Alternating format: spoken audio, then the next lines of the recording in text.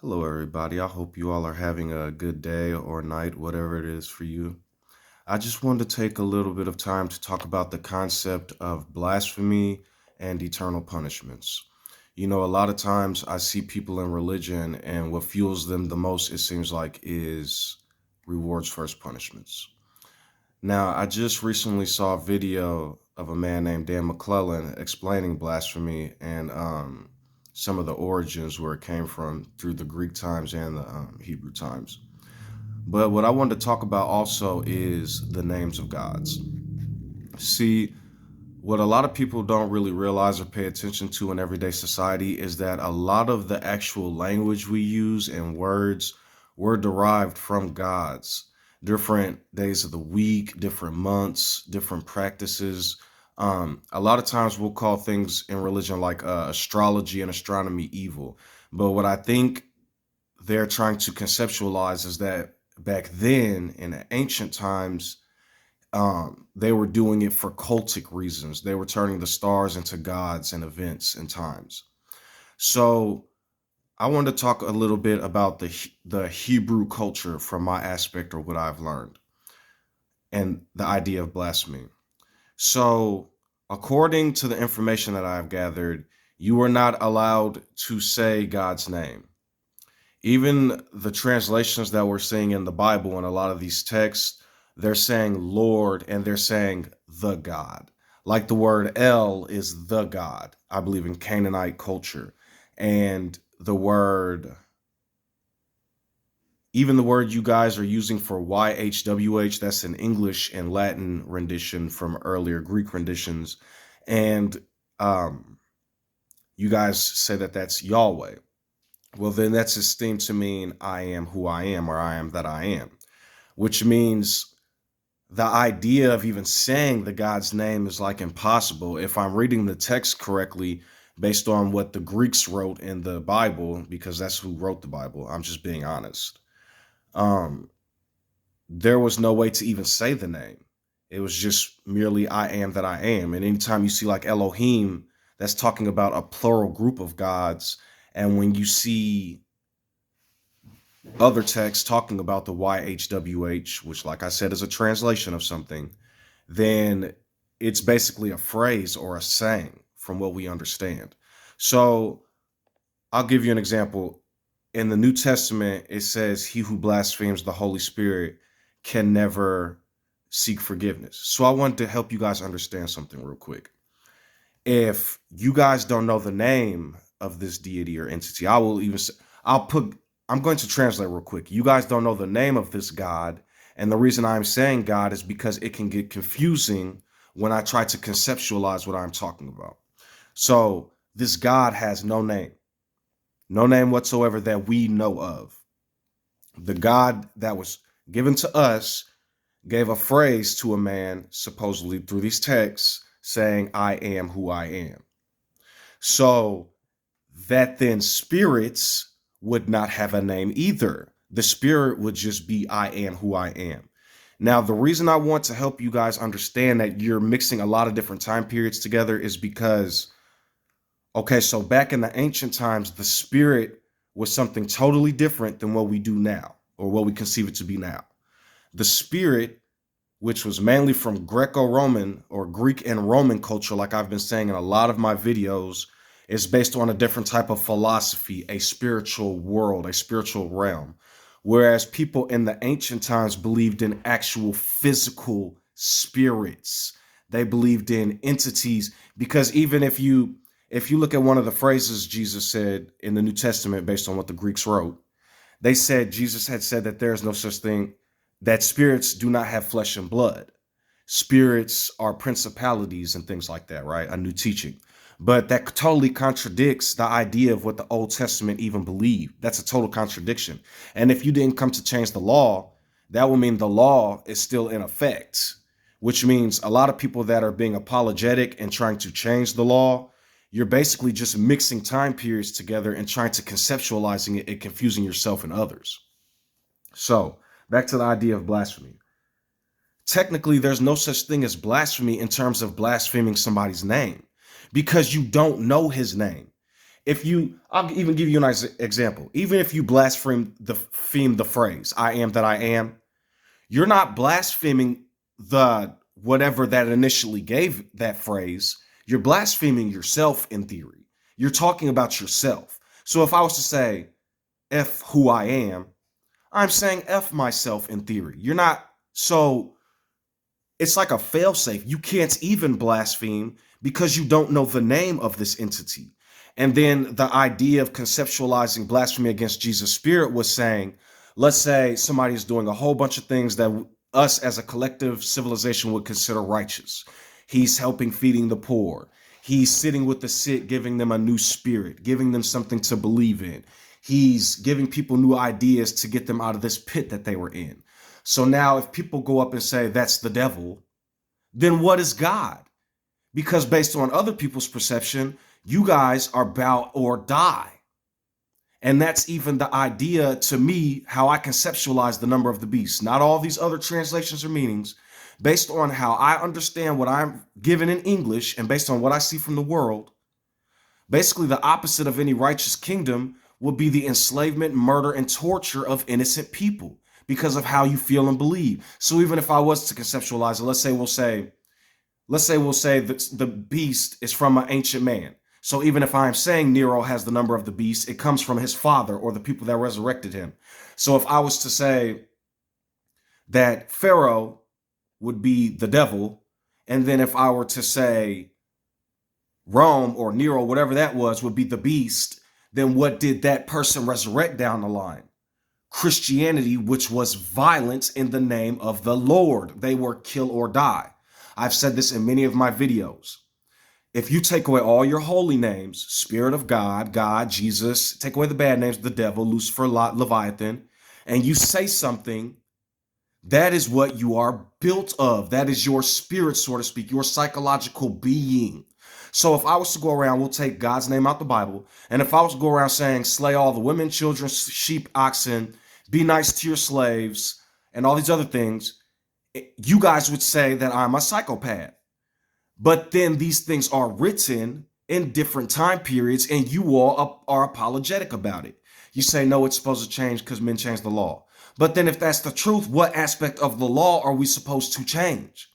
This is why I've said over and over, religion is for yourself, to help grow yourself. So the whole ideology of even the Bible is because we're going to use this book to learn ourselves. But that's illogical because then now you're learning other men and turning those men into yourself. So if I was to read the Bible like a science book, a history book, English book, any of those books, and gather information, then what I am doing is I am learning.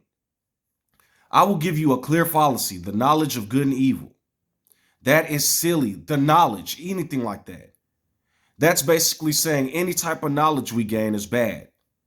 And then you guys are apologetic about what it says. When in actuality, did you know that the creation, the first 6 days, and the next part of the Bible, everything that's written after, is two totally different civilizations and stories? I promise you it is. Even the Greek people, they're written in different types of languages. Not like they're written, so if I was to write a letter and then another man was to write a letter, our language, everything would be totally different. That's how these scripts and manuscripts even look in the Old Testament. It's different civilizations putting things together. So then we try to conceptualize and give things names. God. That's from the German Gudan, from Germanic paganism. So when I say Germanic paganism, I'm not saying the word God is Germanic, makes you a Germanic pagan, but its origins, its name came from a German pagan god. Then you'll say Rome. Rome had all kinds of gods that stem from earlier Greco, Mesopotamian, Assyrian, Babylonian, Egyptian gods, because the Greek people Hellenized the world. The Greek people of Greece took over a lot of the world. And when they did, they weren't like violent or oppressive, supposedly in history. They spread different cultures. So then people started mixing and learning and learning. All of these Greek philosophers, almost all of them, can attest to learning a lot of what they know back to Egypt. That is literally spreading information. Dan McClellan says something smart too. In a video he was talking about cognitive thinking in terms of Yahweh, or YHWH is the title of the video. he's basically saying that people are mixing these different stories and mixing things up. And now in this day and age, trying to create literal law out of it. When a lot of the times they did like we do. They have a civilization, they have laws to upkeep, and they have a different type of lifestyle based on their beliefs. What we're doing is we're taking all of it, mashing it like potatoes and putting it in a book and then creating laws from it. So back to blasphemy. You guys have no idea of any name of any God because, first of all, the God that you guys follow in the Bible, it was blasphemy to even say his name or write or any of these things. Didn't nobody go around just saying his name like that. So you got then afterwards, different civilizations added names for gods. Greek was theos. When you guys say the word theology, to me, what you're saying is the study of the Greek god or Greek gods. And to be honest, if the Greek people heavily influenced the world, all of this is a stem from Greek culture, from an even earlier stem of Egyptian culture. So when I say things like this new form of Christianity is the false prophet, it's because, first of all, the Greek people totally changed how any of these older people in these older civilizations felt. They translated to their knowledge what these people meant to the best of their ability. So you got like different people. I say that they're Satan, that say that they're Satanists now and they're on the evil side. You don't know what you're talking about. Satan and God are concepts from an earlier civilization that don't know what we know. A lot of these words in these translations are all mixed up. There's one guy that keeps talking about the knowledge of good and evil. The problem is, guys, you're taking words from another man. No matter who wrote that and translated a million times, you know the difference between good and evil because you know pain and pleasure. That's why we even do anything. I see a lot of people talking on pain sometimes and they have no idea what they're talking about. Not feeling pain is illogical because then we wouldn't know how to survive. There would be nothing to gauge against. We would just sit somewhere until we starved to death and died or something. We wouldn't even care if we breathed or not because there wouldn't be any pain. I am basically here to tell you all there is a balance. There is a love out there. And when I say love, you guys can take love and translate it to mean whatever you want. I simply mean being a civilized, caring person based on the collective knowledge that I possess. If you did not have any knowledge, you wouldn't even know what I was saying. And the idea to me of a fall is being raised over and over and over again by humans that continue to spread and perpetuate the same lying foolishness over and over and over and refusing to break out of it. The idea of a blasphemy is just another cage that people can't break out of, that they are terrified of until they learn the truth. The only people that would be terrified of me telling the truth are people that obviously don't know pain or don't know what pain feels like. Or the type of pain that I am talking about. The pain they don't see. The pain only I know about. So, don't fear those who can destroy your body or flesh. Although when I say that, what does that mean? Am I telling you to go get beat up, martyred, crucified? No. That's a deeper saying for me, saying you should be more concerned with what people can put in your head and totally destroy your body with. Anxiety and pain are real things. So to me, I think we should start to learn to help each other and stop throwing around these concepts of heaven and hell and evil and all this other stuff. And if we are going to do that, you guys should be careful of the type of code that you put into people's hearts, because you're going to turn them into psychopathic robots. You know what I mean? Life is beautiful. Oh, and I want to talk about after the concept of blasphemy, because what are you guys even blaspheming? You're saying names from other cultures and religions. You have no idea. And I hear a lot of people talking about the spirit, but that's all just, even when you say spirit, I don't know what you mean. Only you know what you mean. People that ask me what they can do for God, which is a translation. What can I do for myself? What can I do for me? What can I do to help myself? Because if I give you parameters on some all-knowing, all whatever, then I am lying because I don't know. I'm conceptualizing those things based on the information that I have. So now if I go and then make a personal heaven for me on the inside and let that be my strength and my rock and my fuel, my spirits, then okay. But when I go to slay people, demand from people, try to force them, try to conceptualize reality, then I'm wrong. So let's say people ask me, then what do I believe? What law do I believe in? Don't murder people. Don't oppress people. Don't destroy people for your personal gain. And if somebody's talking about spreading lies and murders and different things like that, I'm going to rebuke them. I'm not someone that just goes, oh, good, good, good, good, good. We must follow. No, there's a spectrum. There's a balance. You start to destroy my home, I'm going to come for you. One thing I like to tell people, you have to stop creating definitions. There was a man that created a definition in mathematics. I believe it was if two lines are parallel and have a 90-degree angle, they will never intersect. And that is a true statement. But then what do people do? They curve it and say, oh, the curvature, and they can intersect, and parallel lines are blah, blah, blah, because everything is curved and all this other stuff. Don't define things, because if you do, you're going to lock somebody in a cage one day. And when you do, they're going to break out. You're not going to be alive anymore to defend yourself or be apologetic. So you're going to hope for your sheepish type followers to defend you.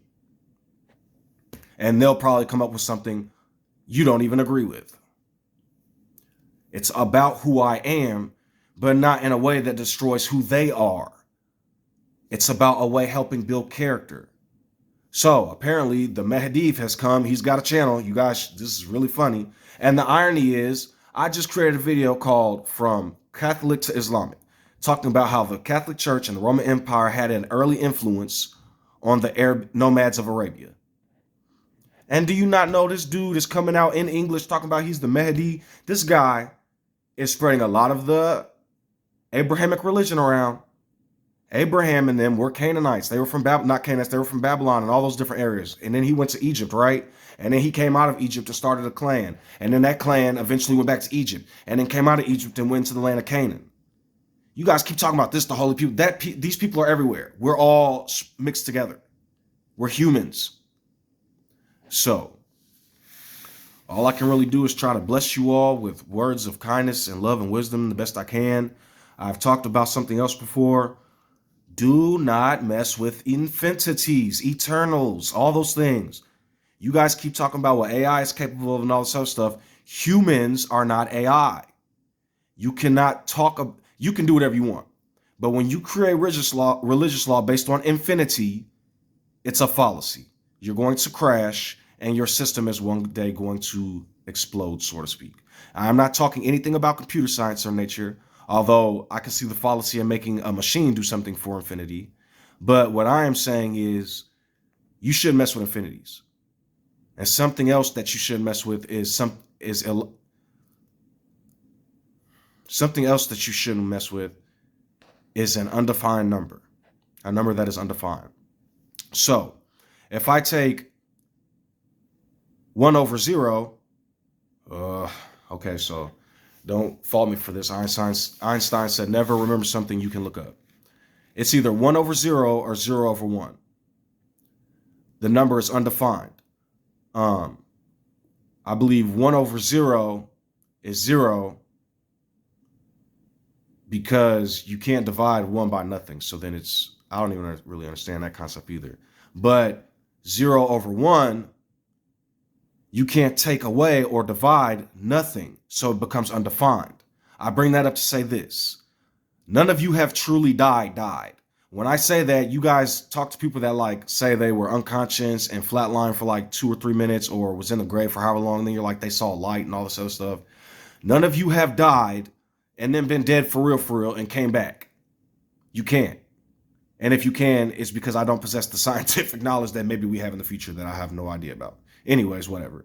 So then I'm speaking in probabilities and creating things. So nobody has died. Nobody has seen, don't know his name, don't know the name. If I say his, I'm giving an attribute and giving it a manly attribute. But even in the beginning, it says, let us, multiple gods, make man in our image, or the Elohim. So basically what I'm saying is, you have a choice to either live your life or hurt other people for some whatever reason. If you hurt other people, they're going to retaliate against you eventually, inevitably. Different people have talked about this, Martin Luther King and Malcolm X. I kind of lost where I was at for a moment. But the idea is that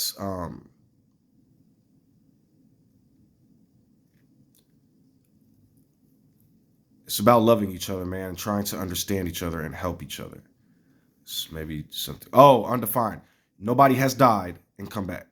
So nobody knows what's going to happen when we die. All these different concepts of eternal pain are from ancient man, Egyptian, the feather on the scale, and the crocodile eats you if if it's less than your heart or something like that, if your heart weighs more than a feather.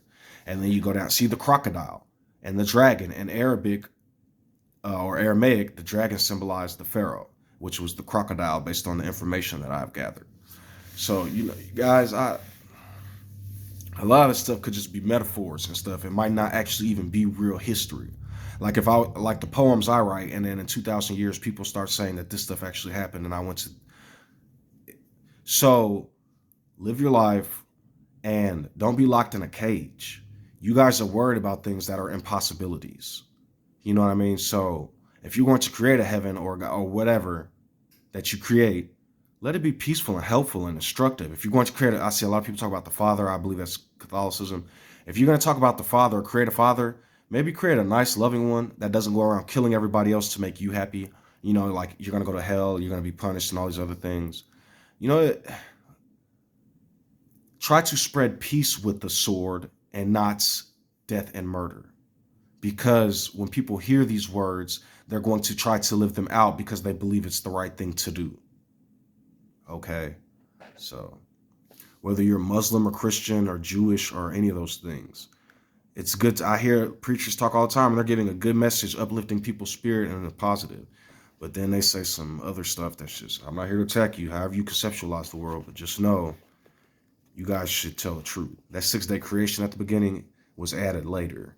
And so you guys are making a mockery of their science and mathematics and stuff, because I believe these people were brilliant. But a lot of times we like to play fairy tales. So do what you're going to do in life and at least try to stay safe.